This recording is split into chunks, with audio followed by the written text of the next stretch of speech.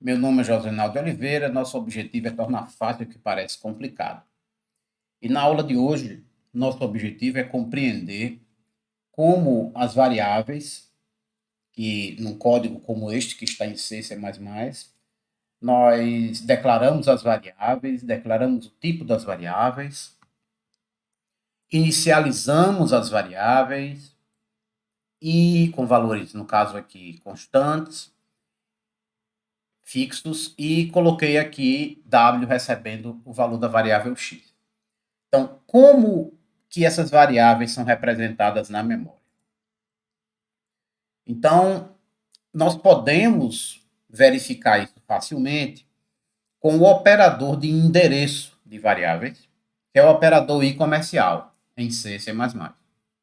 Então, ao pedir para exibir o endereço de x que foi alocado na memória, nesta máquina que nós temos aqui, o sistema operacional, usando o comando uname, nós temos o sistema operacional Linux sendo executado nessa máquina virtual do Replit. Então, o sistema operacional que está rodando aqui nessa máquina virtual, no container, aloca os endereços de memória para as nossas variáveis. Né? O gerenciador de memória do sistema operacional. Então, nós podemos visualizar esses endereços, e aqui eu chamo a atenção que os endereços de memória são representados em termos de visualização, de manipulação, inclusive no código assembler gerado, em endereços hexadecimal. Então, isso tem que ficar claro e precisamos entender a aritmética hexadecimal para entender as movimentações na memória, seja para cima ou para baixo, ou seja, subtraindo endereços, adicionando endereços ao longo da memória. É a aritmética hexadecimal. Então, nessa primeira parte das linhas 13 a 16, eu estou exibindo diretamente o endereço com o operador e comercial. Das linhas 17 a 20, eu estou utilizando uma variável especial chamada ponteiro. O ponteiro, que se manipula explicitamente em C++, você declara ponteiros, inicializa ponteiros, faz aritmética com ponteiros. Eles são representados com o símbolo asterisco antes do nome da variável. Então, no caso aqui eu tenho uma variável chamada px, ela é um ponteiro, porque tem esse asterisco aqui, e ela é um ponteiro para inteiros, porque você declara o tipo do ponteiro. Existe o conceito de ponteiros genéricos, void, mas deixaremos para um próximo vídeo. Então, declarei 4 ponteiros, ou se vocês preferirem, variáveis do tipo ponteiro para inteiro, e inicializei. Já poderia ter inicializado aqui diretamente, bastaria colocar o respectivo endereço. Mas eu separei, estou inicializando aqui, ó, px, na hora de atribuir o endereço, não precisa do asterisco, tá? Na hora de declarar. Ou quando você quiser acessar o conteúdo da variável apontada por ele, mas não é o nosso objetivo agora. Então, o endereço de x, o endereço de y, o endereço de z, o endereço de w. Então, na hora de exibir, vamos executar aqui e verificamos nessas 4 linhas exatamente, ó, DD3BC, DD3BC, B8, B4, B0. A mesma resposta, o que já era esperado, porque o ponteiro recebe o endereço de determinada variável, então tanto faz a forma de exibição aqui. O que é que eu quero chamar a atenção? Nos endereços em si. Então, nós temos aqui 4 variáveis do mesmo tipo, nesse caso aqui, coloquei forçosamente aqui de propósito o mesmo tipo, para começar com um exemplo mais simples, e verificamos que há uma diferença de 4 bytes, porque os endereços estão em bytes, de 4 bytes de um para o outro. Então, nós podemos imaginar aqui, vamos para a lousa, nós podemos imaginar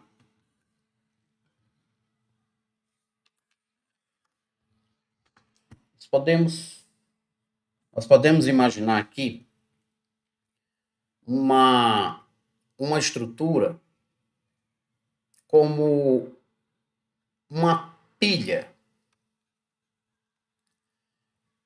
Imagina uma pilha de pratos, onde você colocaria um prato aqui na base e vai adicionando pratos. Ou do inglês stack, que é o termo usado em arquitetura de computadores.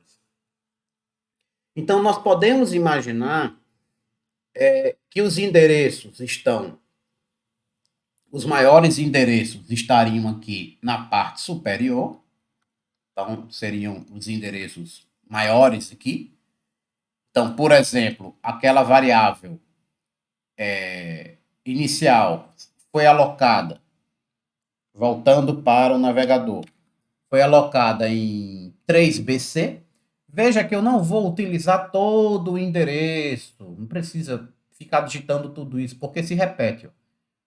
Na verdade, até o 3 aqui, só para essas 4 variáveis, eu vou usar só o BC. Mas saibam que existem toda essa parte antes, tá? Então, voltando à lousa, BC. Então, é como se eu tivesse aqui o endereço BC, onde está localizada essa variável. E eu poderia fazer aqui a subtração de BC,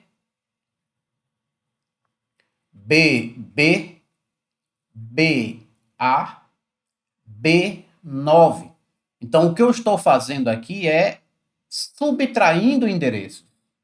Eu estou pegando o endereço base, que seria o BC, supondo que começaria no BC, e estou reduzindo menos 4 bytes, fazendo essa operação no sistema hexadecimal. Né? Então, aqui é como se fosse um 12, o C equivale a 12 no sistema decimal, 11, 10, e aí eu tenho 9. Então, esse seria o espaço para essa variável aqui. Então, eu tenho a primeira variável, que vai do BC até o B9. Esse seria o espaço ocupado pela variável x. Já que é uma variável inteira de 4 bytes. 4 bytes. 32 bits. Certo? Então, exatamente a diferença que eu fiz aqui, ó, de 4 bytes. Então, a próxima variável, ela não pode invadir o espaço de endereçamento da variável x. Então, ela começaria aqui no B8.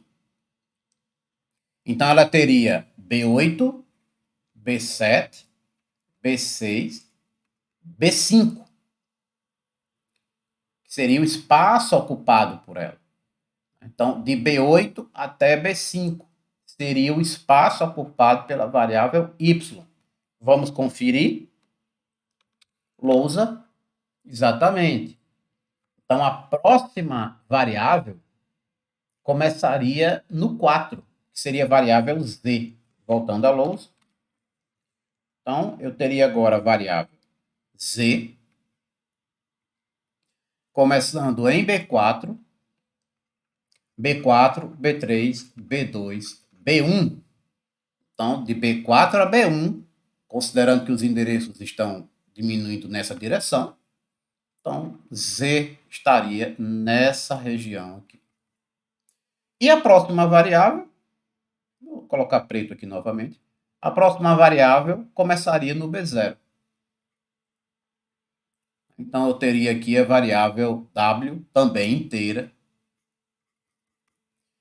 no B0. Então, a partir do B0 para baixo, então aí você tem que subtrair, e aí entraríamos no A, né? Então, teríamos, neste caso aqui, teríamos AF, AE, B0, AF, AE, AD, porque eu estou agora diminuindo. Eu saí da região B, então cheguei no zero, depois do zero no sistema hexa vem o F, mas aí eu diminuo aqui também nessa unidade aritmética hexa. Então, voltando ao navegador, e assim seria sucessivamente. Se eu tiver uma variável short, ela vai ocupar 2 bytes ao invés de 4. Se eu tiver uma variável float, 4 bytes. Se eu tiver uma variável double, 8 bytes. E uma booleana, 1 byte, sucessivamente. Voltando aqui ao navegador. Então, dito isto, é interessante vermos agora como este código é gerado. A compilação deste código produz um código em Assembler e vamos verificar como acontece a nível de registradores. Lembrando que estamos aqui na plataforma x86, x86-64. Não estamos na plataforma ARM, mas na plataforma 664. Então, vamos verificar no compilador GCC como é que isso aqui é gerado. Né? Então, vamos aqui ao Compiler Explorer. É a nossa ferramenta para analisar o código assembler gerado para determinado compilador e determinada linguagem. Inclusive, aqui está com o Clang ao invés do GCC, porque o Clang, quando nós damos play aqui no Replit, o Clang é o compilador padrão. A gente pode ver aqui pelo Makefile. Então, no Makefile do Replit padrão, nós temos aqui o Clang. Então, ao colocar, se eu quisesse modificar aqui, eu teria que colocar G++ ou GCC. Mas aqui eu estou usando o compilador padrão, que é o Clang. Então, vamos voltar aqui ao código, Compiler Explorer. Então, vamos observar, eu tenho as 4 variáveis declaradas com os mesmos valores e a atribuição W.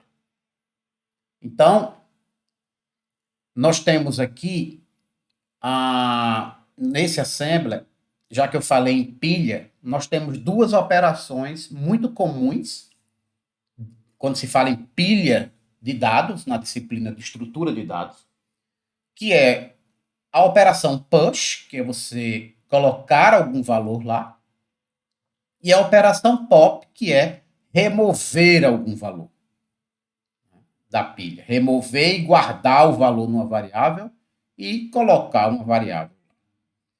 Depois nós temos operações de movimentação. Então veja os comandos, né? Bem, inclusive no Compiler Explorer você passa o mouse aqui, ó, copia o segundo operando para o primeiro. Então ele copia, nesse caso aqui, RSP, sempre a gente lê assim, copia da direita para a esquerda. Copia o conteúdo de RSP, ou endereço, para RBP.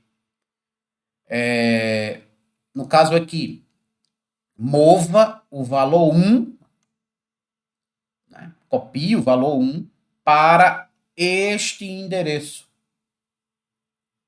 O endereço apontado nesse endereço aqui. Então, vamos observar e entender agora o que é que aconteceu nesse exemplo. Então, nós temos vou limpar aqui a lousa.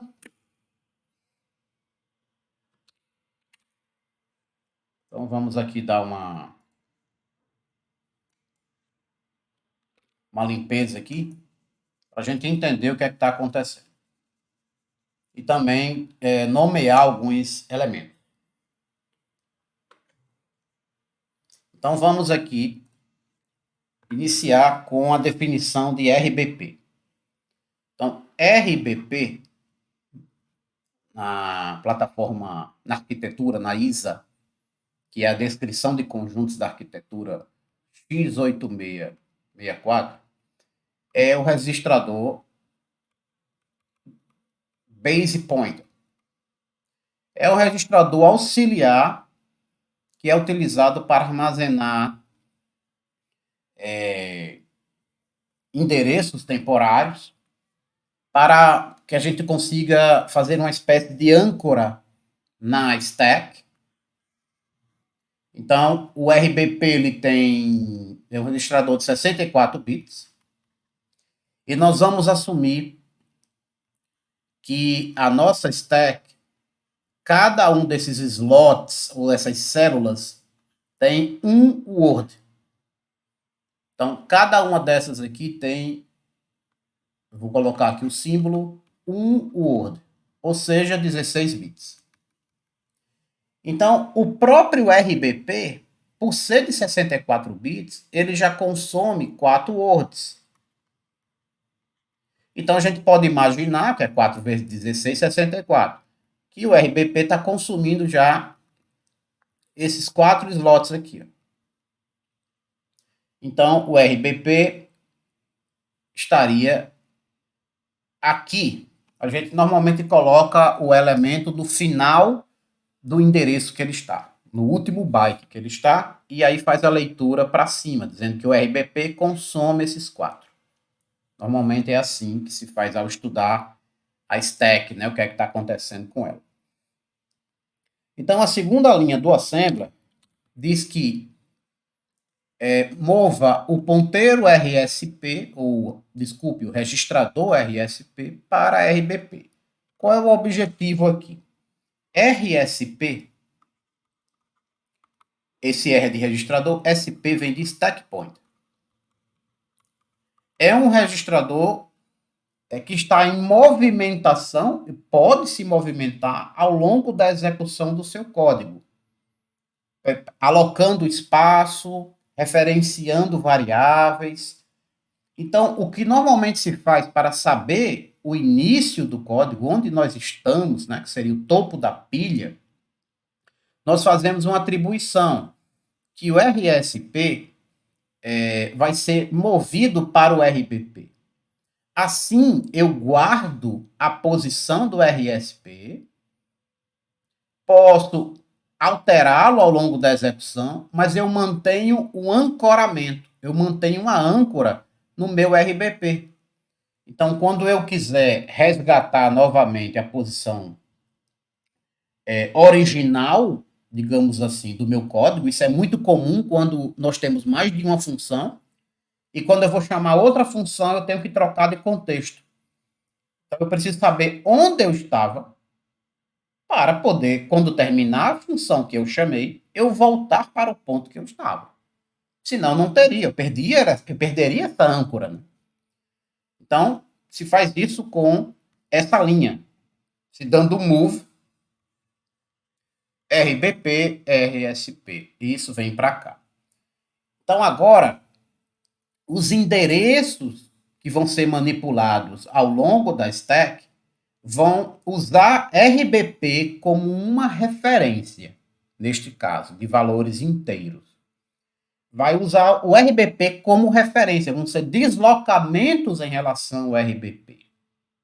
Então, nós podemos vir aqui e colocar endereço. Então, aqui seria meu zero, né? Seria minha base. Não é que é zero, tá, gente? Que é uma referência, digamos assim. É meu terra, né? Meu ground em eletrônica, né? E a partir daí eu consigo andar, no caso aqui eu estou andando nesse sentido. Então, como eu tenho um Word em cada caixinha dessa aqui, então nós podemos fazer uma representação pulando de 2 em 2. Né? Então, lembre que um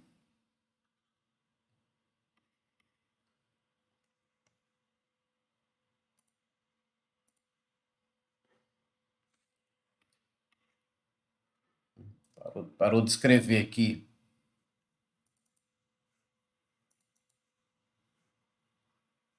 Vamos só dar aqui um pausa. Então, aqui na nossa pilha, no nosso stack, eu vou colocar para cada célula dessa, para cada slot, eu vou colocar 2 bytes. Então, 2 bytes, já que é um word, e um word são 2 bytes. 4, 8, 16, opa, desculpa, 10, né?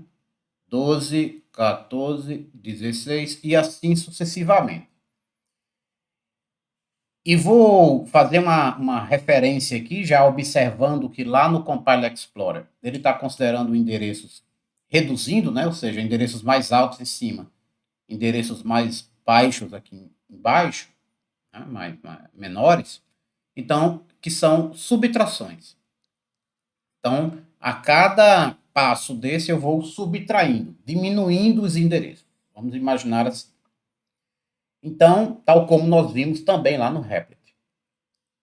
Então, a primeira variável, então eu tenho a variável x, a variável y e a variável z, todas inteiras, ocupando 4 bytes, 32 bits.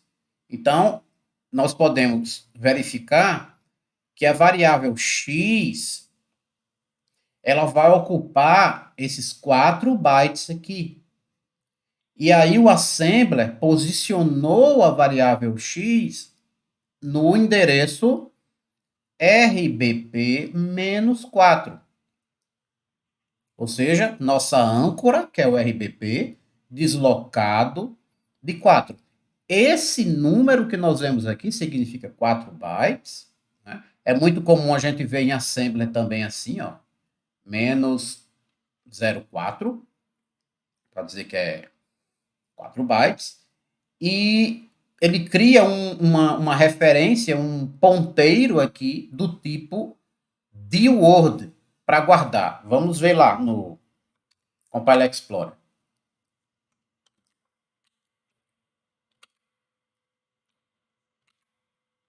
Aqui no Compile Explorer, nós temos RBP-4. Então, o que é que ele está dizendo? Pegue o valor 1, que é exatamente x igual a 1, e coloque no endereço RBP-4. Isso aqui é uma operação de move, né? Eu também posso fazer uma operação de leitura nesse endereço. E esse número 1 vai ser armazenado num ponteiro PTR do tipo de Word, ou seja, com 32 bits, que termina nesse endereço. Então, ele dá esse 4 aqui, seria o endereço de término. E aí você lê para cima. Então, vamos voltar à lousa. O endereço de término é o 4. Então, você lê 4, 3, 2, 1. Que é onde está o x. Da mesma forma, para a variável que teria o menos 6, né? O menos 6 que eu esqueci de colocar aqui, ó. Menos 6. Então, agora eu tenho o y ocupando o 8 e 6, né? E aí, o y está posicionado em RBP menos 8. Nós temos o z, que está em RBP menos 12. Então, aqui seria o y, aqui seria o z. Até aí, estamos empilhando, digamos assim, as variáveis na memória, para depois usar, fazer alguma coisa com elas. Né? Nesse caso aqui, estamos simplesmente fazendo atribuições. O máximo que eu vou fazer aqui é dizer que uma variável w recebe x, o conteúdo de x. Vamos ver como é que isso é feito. Então, navegador.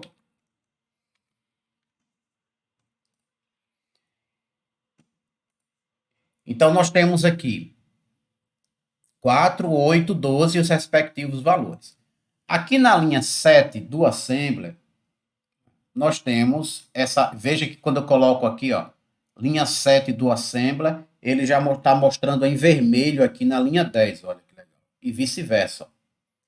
Então, é uma ferramenta muito interessante para se estudar fundamentos da computação, arquitetura de computadores, mesmo programação, algoritmos, entender como o seu código é executado na memória.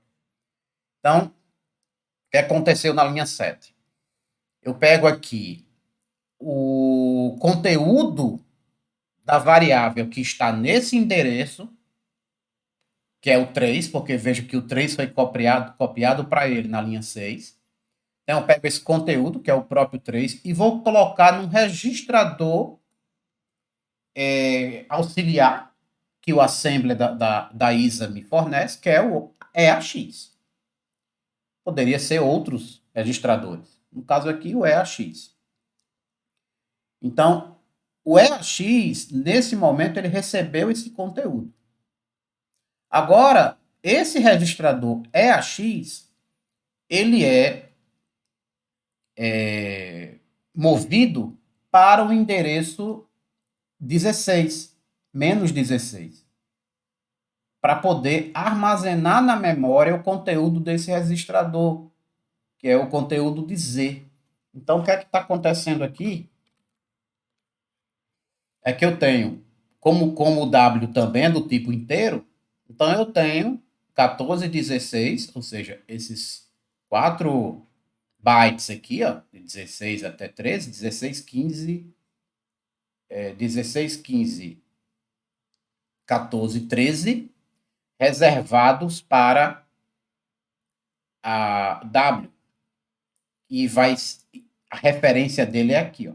Lembrem sempre que a referência é o final, o byte final. Então, 16, 15, 14, 13. Por isso que o outro começa no 12. Esse aqui vai até o 9, o outro começa no 8, e assim vai. Então, já temos o W recebendo o valor 3. Então, vamos voltar aqui. Já temos o W recebendo o valor 3 nessa linha 8. Agora, como eu não vou fazer mais nada com o W, as variáveis vão ser limpas. Então, o que é que ele faz? Ele pega e faz um XOR do EAX com EAX. Isso aqui é uma forma de zerar a variável. Então, zerar o seu conteúdo. Então, vamos voltar aqui à lousa para eu explicar isso. Então, nós temos um XOR. O XOR funciona assim. Tabela verdade do XOR. É diferente, é verdadeiro. É igual, é zero.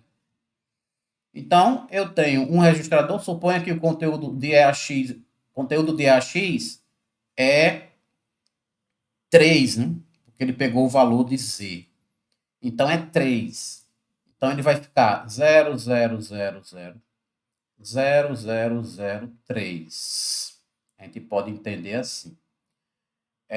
Lembrando que isso aqui, gente, está em hexa. Então, eu tenho... Isso aqui não são 4 bits, não, tá? São 16 bits. Tenho 0, 0, 0, 0, 0, 0, 0, 0, 0, 0, 0, 0, 0, 0, 0, 0. Word. Isso aqui está guardado em uma gavetinha dessa. Seria na gavetinha superior.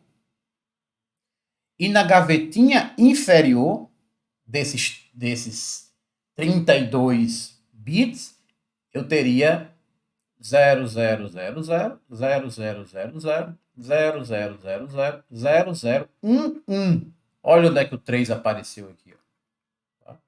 Então, essa seria a gavetinha superior e essa seria a gavetinha inferior. Então, imagine todo esse número fazendo um XOR com ele próprio. Então, como vai ser tudo igual, isso aqui, ó, repetido aqui, ó. Como vai ser tudo igual, se é igual pelo XOR da zero. Então, o EAX é como se estivesse recebendo o valor zero. Né?